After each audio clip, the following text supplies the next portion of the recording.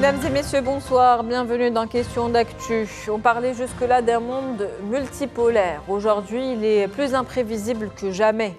En 2025, la géopolitique a quitté son état solide, celui des institutions internationales et des traités, pour devenir insaisissable. Nous faisons face au retour fracassant de la doctrine America First, une diplomatie économique menée depuis la Maison-Blanche qui a bousculé 70 ans d'alliance transatlantique. Dans le même temps, une consolidation sans précédent d'un bloc sino-russe qui attire désormais les puissances d'Asie du Sud-Est. Entre les deux, une Europe à la croisée des chemins, une Europe qui vieillit, dont la dépendance énergétique s'accentue. De leur côté, les BRICS, désormais élargis, commencent à imposer leur grammaire économique au reste de la planète. De l'Ukraine au Proche-Orient, de la Silicon Valley aux terres rares d'Afrique, les rapports de force n'ont jamais été aussi directs. Vous l'avez compris, le tempo de la géopolitique a basculé. Il est plus insaisissable que jamais et on va justement en parler de ces nouveaux rapports de force, de ces cartes qui se rabattent et de ce nouvel équilibre mondial avec mes invités. D'abord Emmanuel Dupuis, vous êtes président de l'Institut Prospective et Sécurité en Europe. Vous êtes avec nous depuis Paris. Bonsoir à vous. Bonsoir. Merci d'avoir accepté cette invitation. Et puis avec nous également Monsieur Mustapha Tossa, vous êtes éditorialiste et analyste politique, avec nous également depuis Paris. Bonsoir à vous. Bonsoir. Un plaisir de vous avoir avec nous.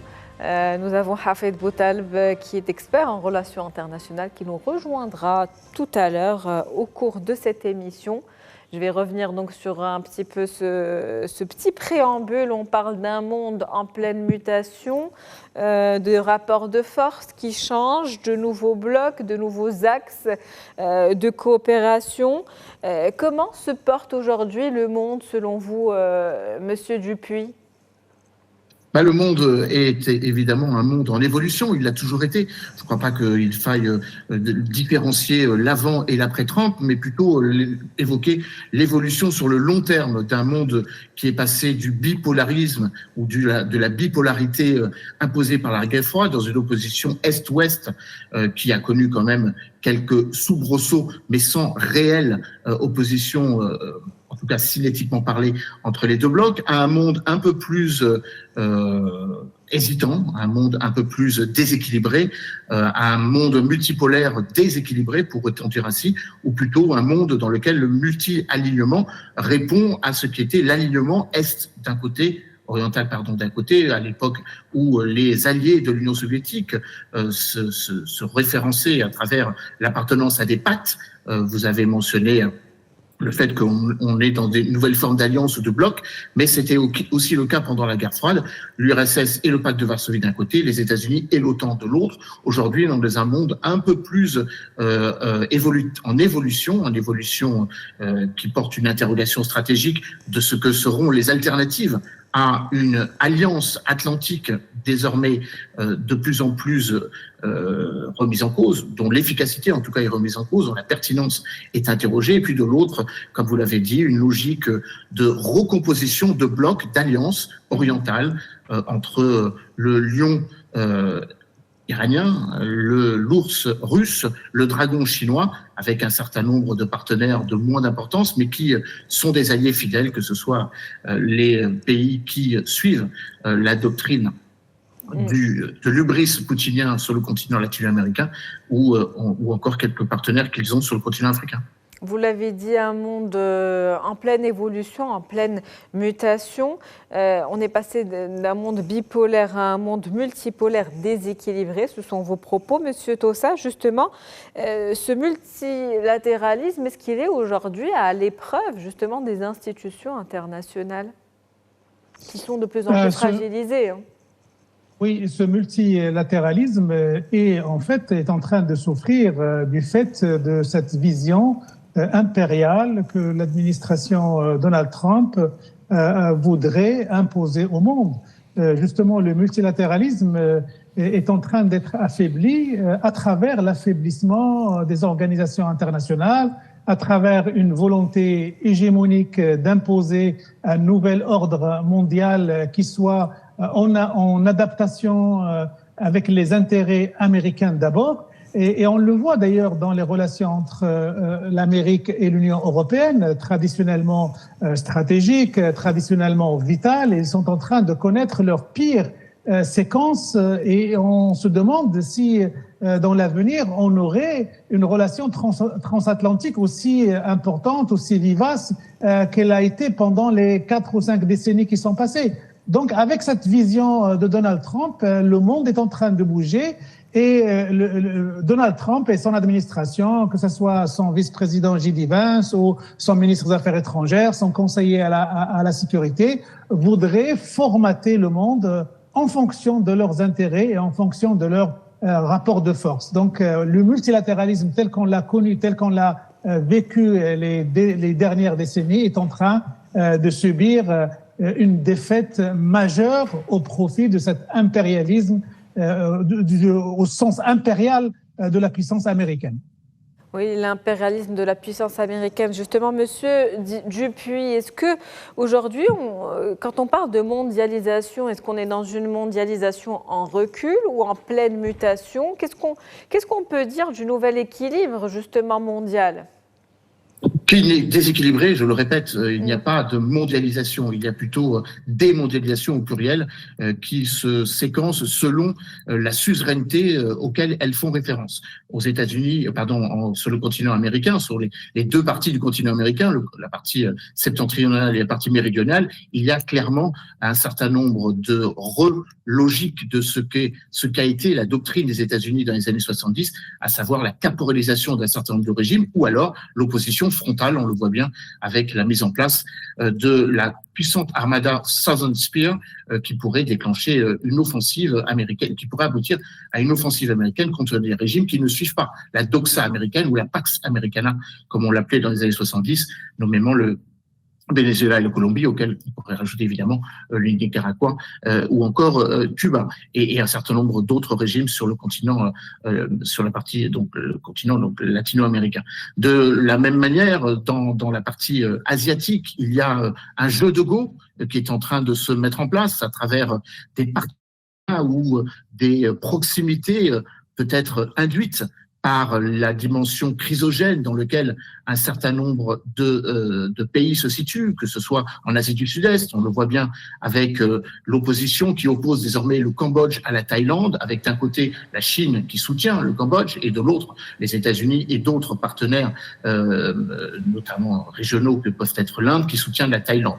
On voit bien qu'il y a en Asie une volonté aussi d'inscrire une mondialisation, une pax sino-russe, ou en tout cas une volonté de la part de la Chine d'imposer sa tonalité. On le conçoit d'autant plus ces dernières heures avec des exercices sans précédent à tir réel, prouvant ou démontrant plutôt que la Chine est prête à franchir le Rubicon, à savoir éventuellement de reconquérir mano militari, ce qu'elle estime être partie intégrante de son territoire, notamment l'île de Formose, donc Taïwan.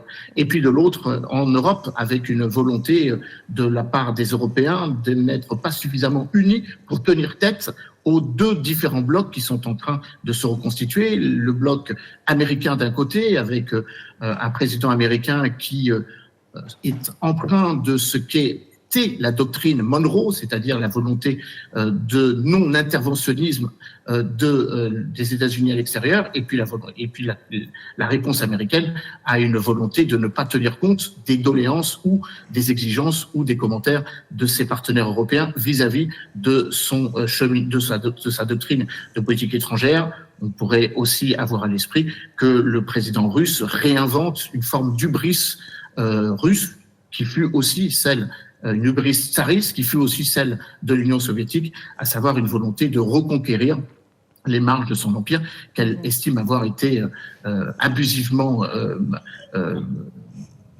dont elle estime avoir été abusivement délaissée d'une certaine manière à travers la dislocation et la fin de l'Union soviétique, et la crise en Ukraine montre que le président russe n'entend pas garantir une paix européenne ou une architecture de paix et de sécurité européenne qui met particulièrement en danger l'existence même de l'Union européenne en tant qu'unité. On va y revenir à cette guerre en Ukraine dans cette émission. En tout cas, on parle d'un monde aujourd'hui déséquilibré, vous l'avez très bien dit, des blocs qui se reconstruisent, des rapports de force, de nouvelles formes d'alliance. On a M. Hafed Boutaleb qui nous a rejoint. C'est un plaisir de vous avoir avec nous.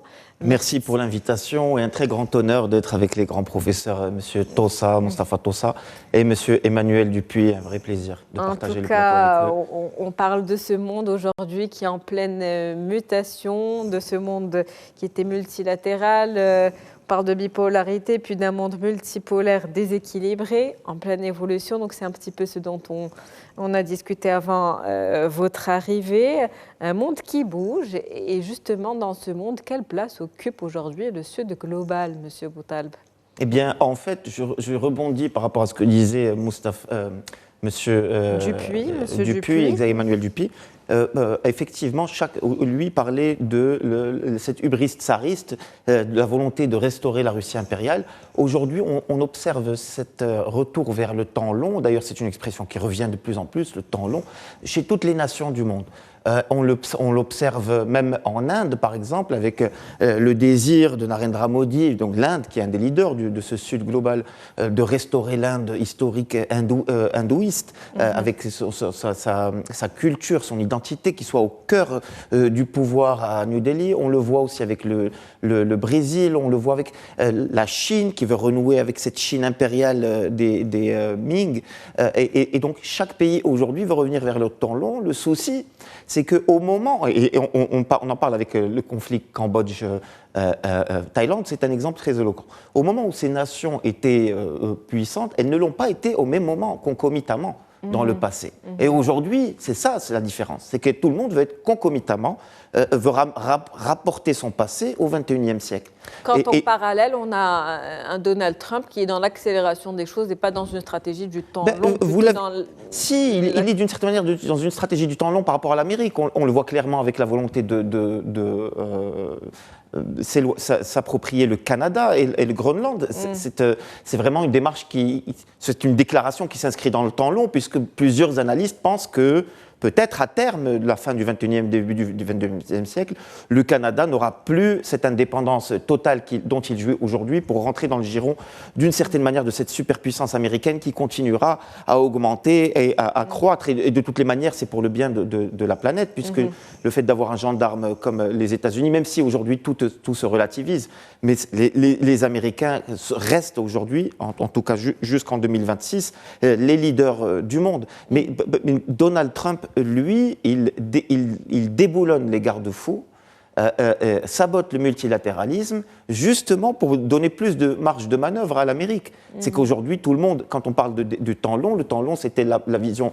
primaire réaliste de la puissance. C'était le monde avant le multilatéralisme. Et aujourd'hui, Donald Trump serait peut-être, aux côtés d'autres dirigeants du monde, en train d'essayer de déboulonner les instruments qui ont permis de mettre en place le multilatéralisme pour revenir vers cette logique de puissance très réaliste dans les relations internationales qui donnerait tous les outils, les instruments entre les mains de 3 ou 4 pays qui se partageraient le monde. C'est une vision orwellienne de la planète, disons-le. Il est en train aussi de reconstruire des alliances, comme le disait tout à l'heure M. Dupuis. Donc, M. Tossa, nous avons passé l'année 2025 à parler de deal plutôt que de traiter avec justement un Donald Trump axé sur l'économie, avec justement les tarifs douaniers qui ont été imposés. On a l'impression qu'on est en train de passer d'une diplomatie mondiale qui était basée sur des alliances, sur une histoire et des partenariats historiques, justement, à un marché transactionnel basé sur justement les économies. Et on a les nouvelles économies émergentes qui intègrent un petit peu ce jeu et on se retrouve dans ce méli-mélo qui est le monde actuel dans lequel on vit. Oui, c'est vrai, mais avant de répondre à cette question de manière directe, moi je voudrais faire une petite remarque sur ce concept de Sud global sur lequel notre invité vient de faire un commentaire. En fait, le Sud global ne doit pas nous tromper, parce qu'on a l'impression, quand on évoque ce concept de Sud global, ça ça réveille chez certains un sentiment de pays non alignés ou de pays qui ne prennent pas position par rapport à des pôles qui sont en guerre. Alors qu'en réalité, le Sud global a montré sur le plan politique, sur le plan stratégique, sur le plan économique, une adhésion beaucoup plus proche par rapport à la Russie et à la Chine que par rapport à l'Europe ou aux États-Unis. Donc ce Sud global, même si sur un certain nombre de sujets, on peut déceler une certaine neutralité, mais dans la réalité idéologique, il a déjà pris position sur une puissance contre une autre. Et d'ailleurs, c'est grâce à ce Sud global que la Russie a tenu devant le système de sanctions internationales qui lui a été imposé avec la guerre de l'Ukraine. Donc, c'est ce Sud global a apporté un soutien majeur, vivant, participative, entre guillemets, aux puissances comme la Chine, comme l'Inde, comme la Russie. Alors, pour revenir au sentiment que nous avons aujourd'hui, depuis l'arrivée de Donald Trump, nous avons un sentiment de guerre commerciale qui ne s'arrête jamais. Donald Trump est décidé à faire payer à l'ensemble de la planète l'accès de leurs marchandises au marché américain. Il croit que tout le monde profite du marché américain et il veut imposer des droits de douane. D'ailleurs, cette guerre commerciale, il l'a imposée à ses alliés européens, il l'a imposée aux Américains, il l'a imposée à tout le monde. Toute la question est de savoir est-ce que cette guerre commerciale apporte quelque chose de positif dans la durée aux Américains ou bien elle obère leurs chances de développement sur le long terme. Est-ce que ce n'est pas, par exemple, un coup dur pour le pouvoir d'achat de l'Américain moyen? Ça c'est la question. Mais justement, Monsieur Tossa, il y a l'accélération de l'inflation, il y a la fragmentation du commerce. Si on devait faire le bilan un an après, un bilan économique, quel serait-il aujourd'hui ? Ça serait un bilan, pour le moment, extrêmement négatif pour l'Américain moyen, pour le citoyen américain, parce que tout ce qui se vend actuellement aux États-Unis devient de plus en plus cher, que ce soit les marchandises qui viennent d'Europe, de Chine ou d'ailleurs, ou même les produits qui sont produits aux États-Unis. D'ailleurs, on ne va pas attendre trop longtemps pour savoir si la facture de cette guerre commerciale va être payée cash par Donald Trump, parce que nous attendons les élections à mi-mandat. Et il y a de nombreux spécialistes, de nombreux politologues qui anticipent le fait que les Américains vont exprimer une grande déception par rapport à cette vision guerrière commerciale de Donald Trump. Ils vont lui faire payer ça en disant « cette guerre ne nous a pas apporté que des choses bien au contraire, nous sommes encore beaucoup plus faibles qu'avant et ça va se payer cash dans les urnes au moment du renouvellement du Congrès américain. » Donc, justement, je vais lancer M. Boutaleb sur ces midterms qui sont attendus justement en 2026. Quelle perspective? Est-ce qu'on peut s'attendre à une paralysie politique carrément, puisque M. Tossa le disait, il y a un mécontentement assumé d'un grand public américain. Donc, quelle perspective? Mais pas tout le public, puisque quand même, c'est vrai que ces tarifs ont eu un effet assez négatif au départ sur le pouvoir d'achat, mais très vite, l'effet, puisqu'on l'a constaté, ce n'étaient pas les premiers tarifs qui ont été maintenus. Il y a eu des négociations, notamment avec la Chine et d'autres partenaires de l'Union européenne. Puis les tarifs ont été revus à la baisse. C'était ça l'objectif recherché par Donald Trump. Et donc finalement, la croissance mondiale est à 3%. Malgré ces tarifs au début d'année, beaucoup présageaient une croissance pire. On est à 3%. Et puis là où il y a une barrière psychologique importante chez les Américains, c'est le prix à la pompe du carburant. Or, aujourd'hui, jamais le pétrole n'a été aussi peu cher que depuis en tout cas 15 ans. Peut-être 10 ans. Et donc, finalement, Donald Trump ne va pas forcément vers l'abattoir l'an prochain. Les républicains pourraient réaliser une surprise. Mais c'est trop tôt, puisqu'il reste toute l'année 2026, et c'est durant cette année que l'on va voir notamment la gestion de l'affaire Epstein par la Maison-Blanche, parce que pour le moment, ça semble assez compliqué pour Donald Trump. Apparemment, il apparaîtrait dans certains dossiers, ainsi de suite. C'est un peu obscur et opaque, mais en tout cas, cette affaire-là, elle pèse au sein de l'opinion publique qui a voté, donc le MAGA, l'écosystème MAGA qui a voté pour Donald Trump et qui espérait voir une réaction de Donald Trump sur ce dossier. Il y a aussi la gestion de la guerre à Gaza et en Ukraine.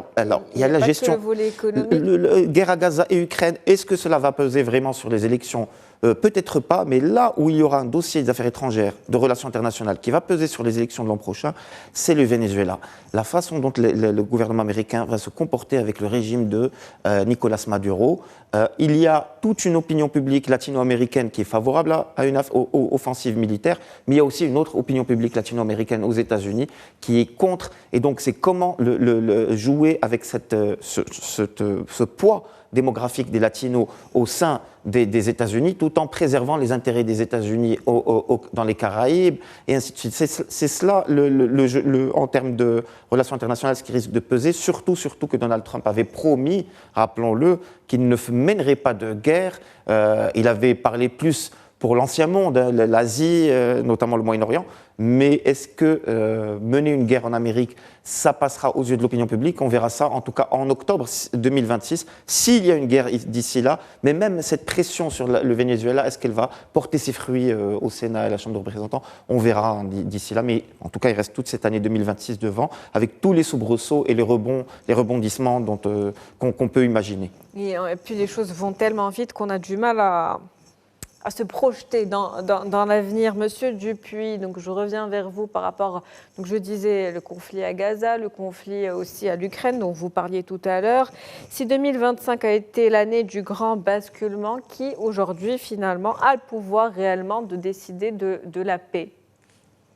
C'est certainement pas Donald Trump. Donald Trump se vit dans un monde totalement déconnecté. Ça a été assez clair finalement lors de sa allocution devant la nation américaine le 17 décembre dernier, où il s'est vanté d'avoir mis fin à 8 conflits.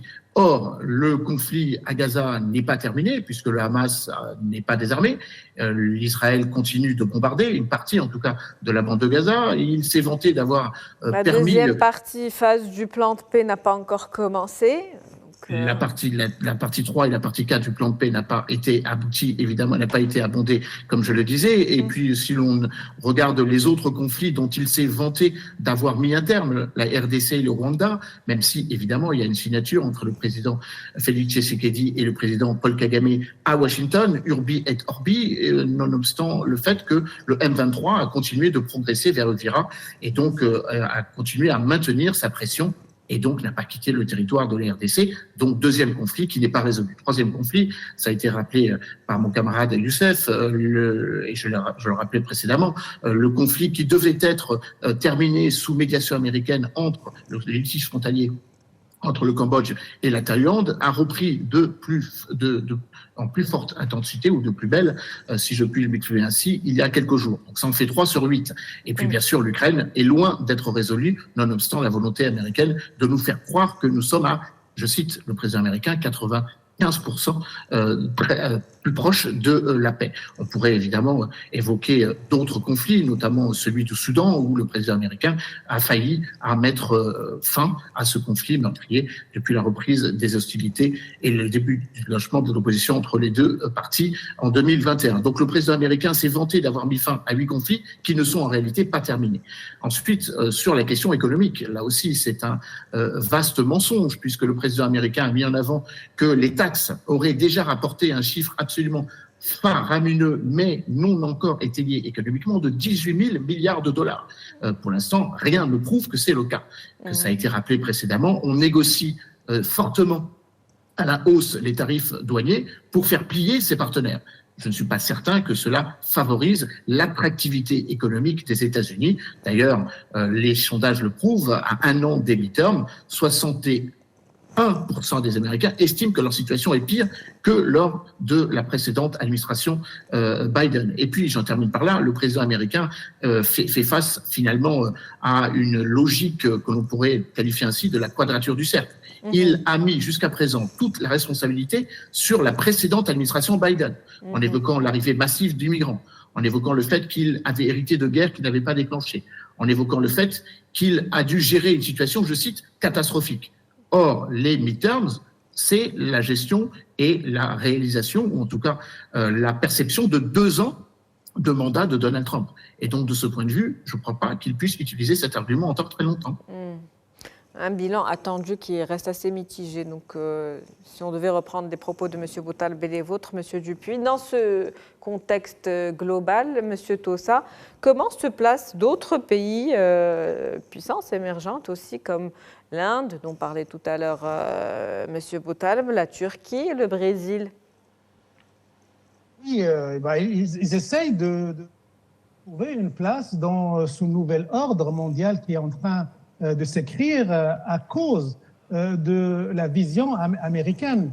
Par exemple, un pays comme la Turquie, malgré le fait que c'est un pays qui est membre de l'OTAN, essaie d'avoir un rôle particulier. D'ailleurs, il faut dire qu'on a parlé on parle beaucoup de la médiation américaine sur le dossier ukrainien. Il ne faut pas oublier que la Turquie de Tayyip Erdogan joue un rôle à jouer et continue, je crois, de jouer un rôle majeur dans cette médiation. De temps en temps, elle abrite des pourparlers entre Ukrainiens et Russes et Américains. Donc, c'est un pays qui essaye de se positionner parce que la nature ayant horreur du vide, il y a toujours une place à prendre, notamment dans ce chamboulement de l'ordre mondial qui est en train de se vivre devant nos yeux. Quant aux autres pays comme l'Inde, par exemple, sur le plan économique, l'Inde a joué un rôle très important par rapport à la guerre Russie-Ukraine.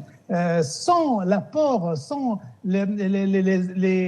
l'apport économique, le positionnement économique des Indiens, des Chinois, par exemple, la Russie de Vladimir Poutine aurait sombré totalement, son économie aurait sombré totalement. Donc, des pays comme l'Inde aussi profitent aussi de cette recomposition géostratégique pour s'imposer comme des acteurs majeurs de la nouvelle géographie politique. Et effectivement, c'est un ordre qui est en train, c'est l'ordre ancien qui est en train de mourir devant nos yeux, et un ordre nouveau, indéfini, sans beaucoup de cohérence, sans beaucoup de logique, qui est en train de naître devant nos yeux. Et l'année 2026 va consacrer les prémices de ce nouvel ordre mondial qui est en train de naître devant nos yeux. Monsieur Tossa, vous avez parlé de l'Inde et de la Turquie qui essaient aujourd'hui de s'imposer comme des acteurs majeurs, notamment dans le conflit en Ukraine. La question qui se pose aussi aujourd'hui, c'est quel rôle joue finalement l'Europe? Quelle place occupe-t-elle dans ce conflit? Elle est finalement écartée des négociations, Monsieur Dupuy. Oui, l'Europe est marginalisée. Elle est marginalisée sur des conflits qui pourtant la préoccupent ou sont à ses portes, que ce soit en Ukraine ou que ce soit le conflit à Gaza ou que ce soit les appétits volontiers impérialistes d'un certain nombre de pays qui a été mentionné, notamment la Turquie. L'Europe en tant que telle, mais de qui parle-t-on? Parle-t-on de la coalition des volontaires, de ceux qui sont en capacité, des quelques trentaine de pays qui vont bien au-delà de l'Union européenne? Parle-t-on du noyau dur des 8 pays qui sont en capacité et en volonté d'éventuellement suppléer à l'absence ou à la carence de soutien américain? Ou parle-t-on d'un certain nombre de pays qui ne sont même plus dans l'Europe, ou en tout cas qui ne sont plus dans les institutions de l'Union européenne, avec une recomposition d'une triangulation stratégique entre l'Allemagne, la Grande-Bretagne et la France? Pour y ajouter évidemment la Pologne et l'Italie. Je crois qu'il est important d'avoir à l'esprit que l'Union européenne s'est largement discréditée dans sa capacité à faire front face à la politique erratique américaine, avec un certain nombre de pays qui sont prêts à aller à Canossa, comme on a coutume de le dire, c'est-à-dire à courber les chines et in fine se soumettre. Donc on est très loin de l'autonomie stratégique européenne. Un certain nombre de pays qui se rêvent de pouvoir suppléer les États-Unis, et je mets dans ce panier, si je le puis m'exprimer ainsi, la France, avec la volonté de brandir encore, de manière un peu irréaliste, une autonomie stratégique, une autonomie militaro-industrielle, alors que 75% des armements que nos partenaires européens continuent d'acheter restent américains et ne sont pas européens, encore moins français.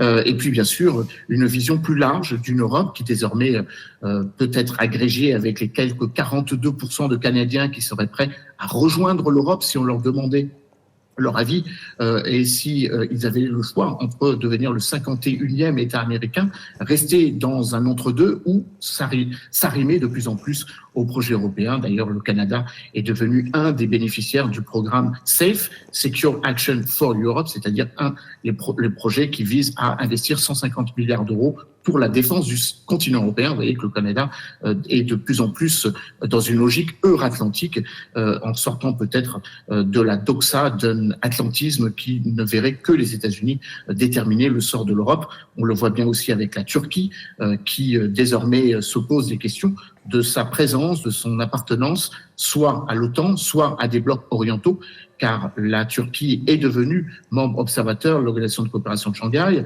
Elle aspire à avoir des coopérations d'observation vis-à-vis des BRICS et elle aspire elle-même à avoir sa propre logique néo-ottomane avec la mise en place d'un conseil turcique qui l'amène à redevenir un acteur prégnant au Caucase du Sud, au Proche et au Moyen-Orient et bien évidemment en Asie centrale. Une Europe en tout cas de plus en plus fragilisée qui se décompose. Monsieur Boutaleb, on a Monsieur Dupuy qui disait même qu'il se soumet, une Europe qui est aussi vieillissante et qui tente dans ce contexte de rester tout aussi compétitive que le reste du monde. Et le souci, c'est le coût de l'énergie. Justement, elle paie son gaz 3 fois plus cher que ses voisins, que d'autres pays. Est-ce qu'elle est vouée à se désindustrialiser finalement? La question, non, parce qu'aujourd'hui, il y a, on le voit très bien avec la politique sur le diesel, que l'Allemagne, un pays qui avait promu le ban, l'interdiction du diesel, aujourd'hui revient sur ses décisions. Donc, ce n'est pas une désindustrialisation. Donc, l'Allemagne cherche à protéger son industrie en faisant ça. En revenant sur ses engagements environnementaux, l'Allemagne cherche à protéger son industrie. Seulement, c'était beaucoup plus simple du temps du bon gaz, pas cher, bon marché russe. Et ça leur a été interdit. D'une certaine manière, les États-Unis, je rejoins un peu cette vision et je suis d'accord, cet optimisme qu'a M. Dupuy, puisqu'il est européen, vis-à-vis du Canada, c'est normal, l'Europe doit se projeter. Et effectivement, on le voit très bien que l'Europe, si elle doit se projeter, ce sera contre les États-Unis. On le voit très bien dans ce discours de M. Dupuy. Il y a aujourd'hui de plus en plus en perspective. C'est pas une fracture, mais une perspective oui, il y a une fracture. Une fracture avec les États-Unis. Avec les États-Unis, une perspective même d'affrontement à très long terme, affrontement plutôt de basse intensité, évidemment, hein, sur des sujets économiques et de compétitivité. Mais là, très clairement, l'Allemagne s'est tiré une balle dans le pied en acceptant des tarifs énergétiques extrêmement chers, en acceptant que concomitamment, les États-Unis, eux, continuent d'acheter du pétrole et de l'énergie russe. Vous le savez, les États-Unis se permettent ça, mais ils interdisent à leurs alliés. Et donc, nécessairement, des pays comme l'Allemagne sont impactés. Et la question qui se pose, c'est où est l'indépendance de l'Union européenne? Est-ce que ce n'est pas un regroupement d'États qui finalement deviennent des satellites des États-Unis. Qui subissent, finalement. Et est où la souveraineté, l'idée de souveraineté, l'idée d'indépendance qui est sous-jacente à toute organisation, tout même individu qui veut défendre ses intérêts. L'Europe n'a pas aujourd'hui les capacités politiques et institutionnelles pour défendre ses intérêts et par conséquent, elle est sous la subjugation des États-Unis qui dictent, eux, l'agenda qui, lui, en revanche, sert leurs propres intérêts. Donc il est là la vraie question, c'est la question de l'indépendance et de l'allégeance des élites européennes. Vous pensez, M. Tossa, également que l'Europe aujourd'hui subit la situation? En fait, en 2024-2025, ce qu'on a constaté, c'est qu'il y a une prise de conscience en Europe que les Européens ne peuvent pas indéfiniment compter sur le parapluie et la protection américaine, et qu'ils ont été choqués par les choix de Donald Trump, par cette forme de chantage qu'il a exercé à leur égard.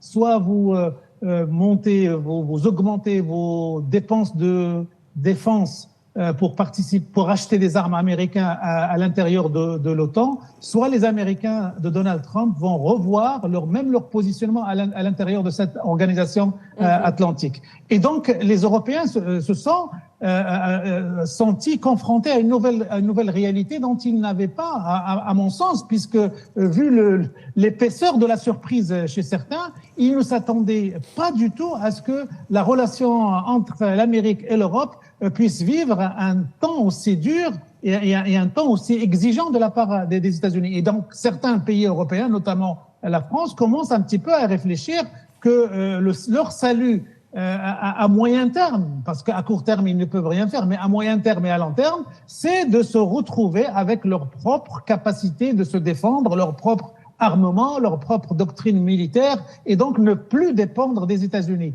Et ce qui fait que dans les années à venir, une des perspectives de 2026-2027, les années à venir, serait pour les Européens une recherche continue, permanente, de cette autonomie stratégique qui Emmanuel Macron avait théorisée et qui avait provoqué une adhésion chez certains Européens comme un rejet chez d'autres Européens comme les Allemands. Mais il y a un choc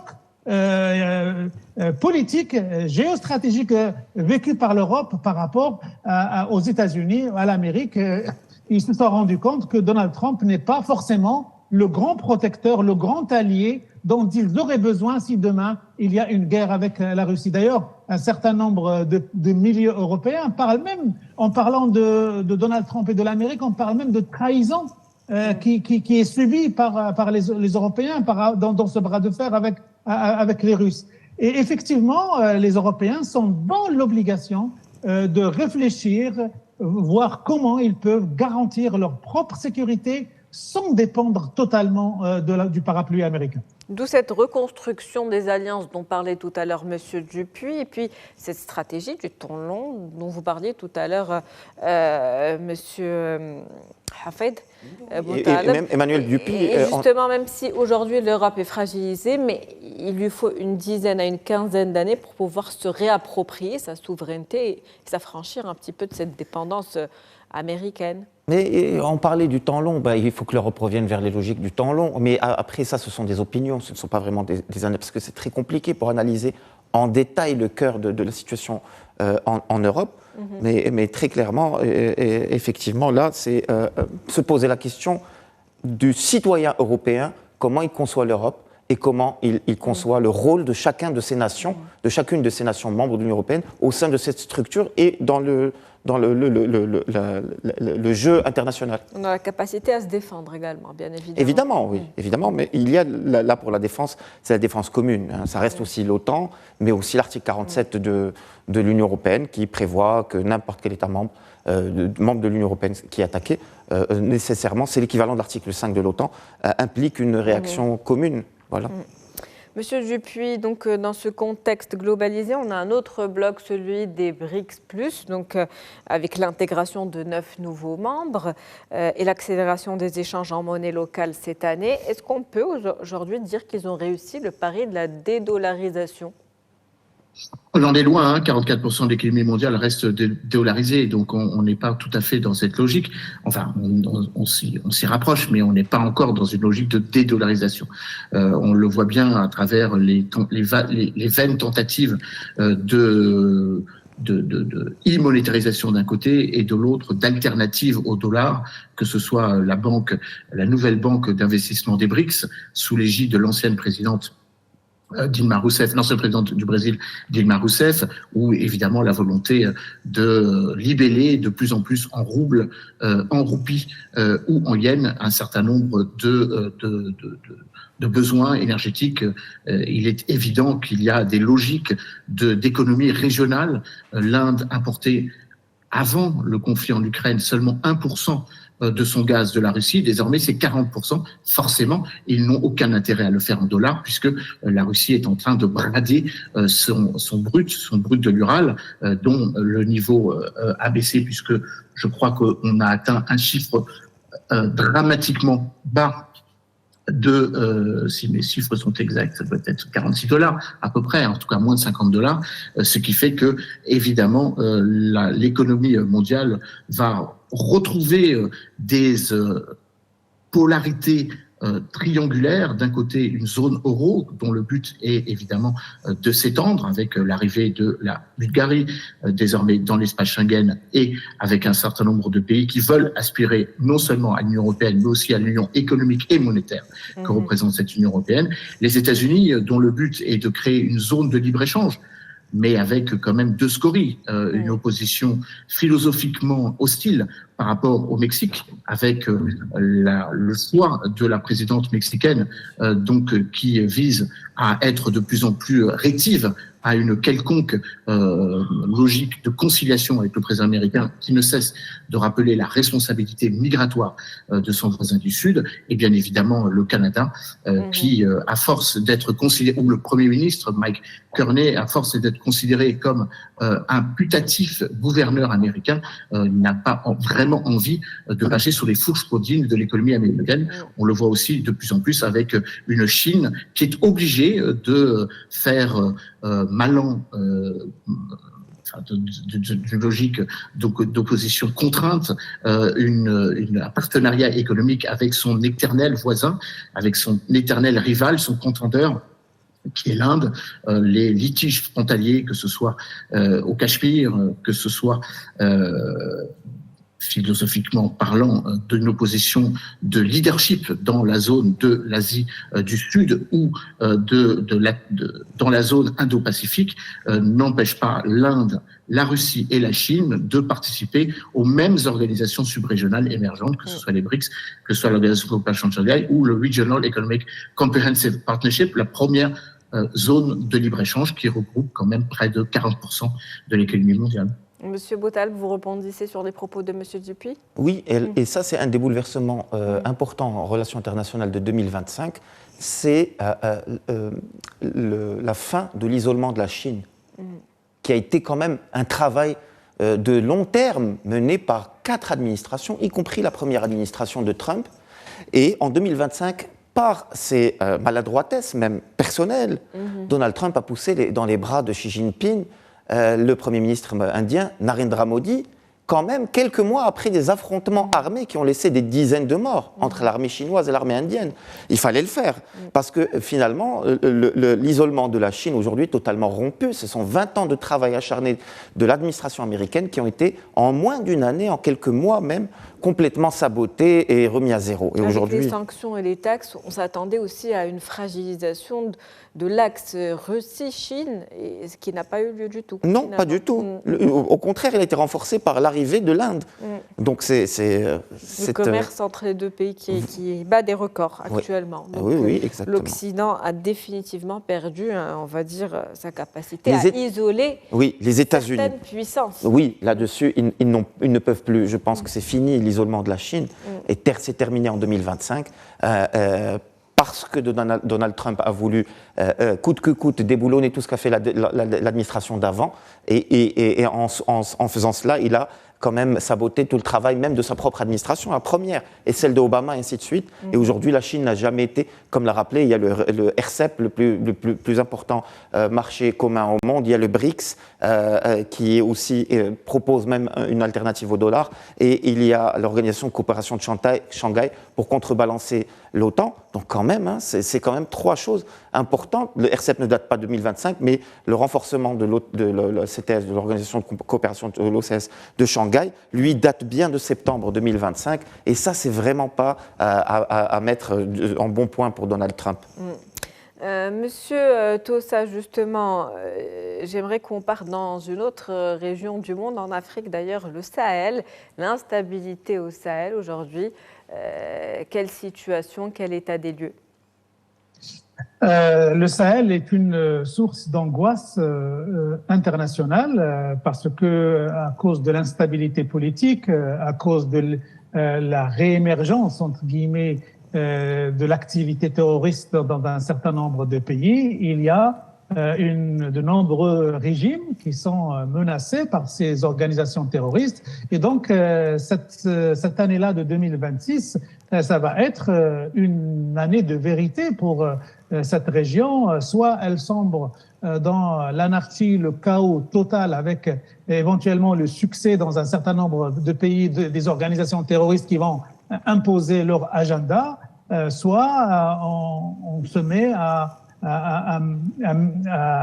lutter de manière efficace contre ces organisations terroristes et à travailler pour la stabilité, la prospérité et l'essor économique dans ces régions. Alors, au niveau des acteurs qui influencent le Sahel, il y a deux types d'acteurs très distincts.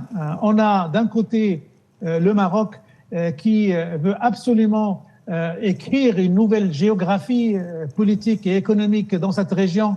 Les projets de Sa Majesté le Roi d'ouvrir une porte vers l'Atlantique, de désenclaver ces économies du Sahel et leur offrir une porte vers l'Atlantique pour les faire intégrer dans la mondialisation et faire vendre leurs produits et les faire commercer avec le monde. Ça, c'est un projet positif, un projet qui est structurant, qui va apporter du bien-être pour la population.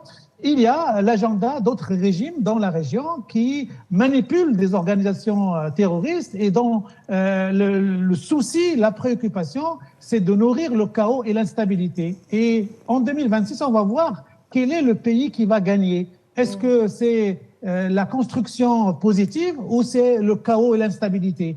Et la communauté internationale ne va pas rester les bras croisés face à cette situation, que ce soit les États-Unis ou l'Europe, parce que une instabilité croissante au Sahel et dans les pays africains va forcément avoir un impact majeur sur les pays de la Méditerranée, sur les pays de l'Europe, sur l'économie mondiale. Donc, c'est une région qui intéresse, qui angoisse et qui interpelle beaucoup de monde parce que elle est porteuse de grandes instabilités, comme elle est porteuse aussi de grands espoirs.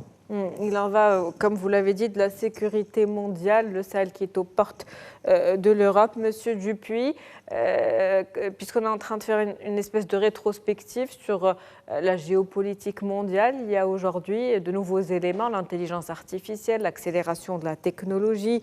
On est dans un monde aussi qui perd aussi le contrôle. On a les cyberconflits, on a la désinformation et une espèce de guerre invisible qui est en train de s'opérer dans les réseaux. Oui, alors attention, il y a quand même un opérateur dans ces réseaux, ça ne vient pas du néant. La machine n'a pas encore pris possession de nos corps et de nos esprits.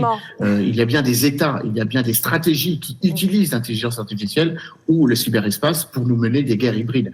Je crois qu'au contraire, je ne crois pas que le monde soit devenu hors contrôle. Il y a par contre un certain nombre de pays qui contrôlent parfaitement bien les nouveaux terrains d'affrontement que sont la guerre cognitive ou l'espace cognitif, que sont les espaces hybrides, que ce soit de guerre informationnelle dans l'espace cybernétique, par le biais de l'accélération des données ou de la massification des données. Je crois qu'il y a de ce point de vue un certain nombre de pays qui ont investi en termes de recherche et développement de longue date et, comme l'a dit Yafid, ont pris une longueur d'avance sur nous. Et de ce point de vue, une des expressions la plus visible ou la plus récurrente de notre déclassement stratégique, c'est que nous n'avons pas pris les mêmes décisions qu'un certain nombre de nos contendeurs il y a une vingtaine d'années, et donc nous en payons le prix aujourd'hui. Nous sommes obligés de construire plus de drones parce que nous n'avons pas compris il y a 20 ans qu'il y allait avoir une dronisation, si je puis le dire ainsi, de l'espace conflictuel. Nous sommes obligés d'investir plus massivement dans l'intelligence artificielle car nous n'avons pas cru que nos opposants, nos contendeurs, que ce soit chinois bien sûr et américains de l'autre, avaient investi des sommes aussi folles que celles qui sont celles qui vont générer l'intelligence artificielle générative du futur. Il y a aussi, je crois, à l'avenir, l'idée selon laquelle les conflits se mèneront de plus en plus de manière dématérialisée, et c'est pour cette raison précisément que nous devons faire corps avec ceux qui pensons que nous avons encore une manière de contrôler les choses. Alors, je ne crois pas que nous soyons encore dans cette logique du non-contrôle. Je crois que nous sommes dans une logique où, si nous ne prenons pas conscience que les guerres de demain ne sont pas celles d'hier, que nous allons perdre cette capacité d'influence. Si nous devons considérer le conflit en Ukraine, nous le devons considérer par rapport à tout ce qui nous a permis de comprendre sur l'évolution du champ de bataille, l'évolution de la polémologie. Et c'est de ce point de vue que nous reprendrons un peu notre retard. L'évolution des conflits aussi qui sont de plus en plus dématérialisés et auxquels il faut aujourd'hui s'adapter. Monsieur Boutaleb, un dernier mot pour finir sur un autre enjeu, celui du climat. Donc suite à l'échec, on va dire, de la COP30 ou la déception, en tout cas qu'elle a suscité, est-ce que la géopolitique a finalement pris le pas sur l'urgence climatique pour conclure ? Je ne dirais pas que la COP30 est un échec. Mais il y a de telles ambitions que chaque année, l'opinion publique en sort déçue. Mais je crois que cela a trait à la façon, le récit qui est développé par les médias. Ce n'est pas en une année ou en un événement où on a un grand soir qu'on va tourner la page de 150 ans et 200 ans de révolution industrielle qui ont bouleversé l'environnement à cause des émissions de CO2 et d'autres émissions non CO2 et notre rapport à la nature. Cette COP a au contraire apporté quelque chose de très important, c'est la sanctuarisation des forêts et de la forêt vierge, des forêts tropicales, des forêts exotiques et ainsi de suite, considérées aujourd'hui comme un bien commun. Ça, on le doit à la présidence brésilienne et il faut saluer ce progrès, puisque ces forêts-là, vous le savez très bien, c'est celles qui produisent l'oxygène. Si demain l'Amazonie devenait une savane, eh bien, le taux d'oxygène planétaire diminuera et on n'a pas d'autre oxygène mis à part sur cette planète, en tout cas pour le moment, ce que l'on sait. Donc, il y a eu aussi ce fonds Forever Forest, c'est-à-dire un fonds dont la composition était très originale, qui se comportera comme un fonds souverain, investissant partout dans les domaines de l'économie où il y a un dynamisme, sauf ceux qui sont liés à l'extraction, donc aux industries extractivistes, et permettant de ces gains générés de ce fonds, permettant de financer la préservation de la forêt, notamment l'Amazonie, la forêt tropicale africaine et celle d'Asie du Sud-Est. Donc, quand même, tout cela, il y a eu aussi une avancée au niveau du méthane, des gaz non CO2. Donc, tout cela, quand même, mais c'est au niveau du CO2 que le problème se pose encore. Le retrait des Américains des États-Unis aussi, qui sont la première puissance économique mondiale. Donc tout cela pose problème. Il n'y a pas que des aspects négatifs. La Chine, qui est le deuxième plus grand pollueur, est très impliquée dans les COP. Elle apporte des solutions, elle apporte des partenariats avec les pays africains. Donc on reste optimiste. On reste optimiste. Ça ne se jouera pas en un soir. Et c'est ce processus qui doit continuer, qui durera très longtemps. Merci à vous, Hafed Boutaleb. Avec plaisir. Je rappelle que vous êtes expert en relations internationales. C'était un plaisir de vous avoir avec nous ce soir. Merci. Et puis merci à vous également, Moustapha Tossa. Vous êtes éditorialiste et analyste politique. Vous étiez avec nous depuis Paris. Merci pour votre intervention. Merci. Et enfin, merci à vous, Emmanuel Dupuis. Je rappelle que vous êtes président de l'Institut Prospective et Sécurité en Europe. C'était un plaisir de vous avoir avec nous ce soir. Merci à vous. Merci à vous et je m'excuse parce que tout à l'heure j'ai cité Youssef et c'était bien Hafid Boutaleb que je voulais citer. Et donc je vous souhaite à toutes et à tous une excellente fin d'année, un début d'année bien sûr, et je salue donc Hafid et moi et Moustapha avec qui j'ai le plaisir de passer cette fin d'année. Merci à vous. Effectivement, bonne année à tous, chers téléspectateurs. Très bonne soirée.